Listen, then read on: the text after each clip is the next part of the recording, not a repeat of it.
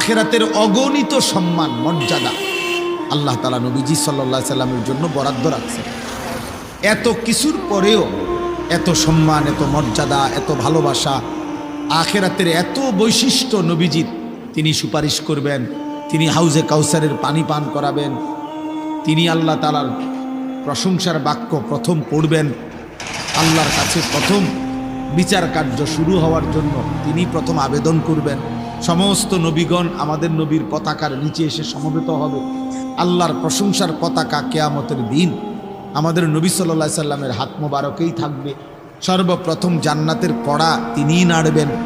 এই সব কিছুর পরেও নবীজি সাল্লাল্লাহু আলাইহি সাল্লাম দিবানিশি 5 ওয়াক্ত নামাজের পরে তিনি পড়তেন, দোয়া করতেন, আল্লাহুম্মা হাসিবনি হিসাবান ইয়াসীরা। আয় আল্লাহ, আপনি আপনার এই বন্ধুর হিসাব সহজ করে দেন। তিনি নিজে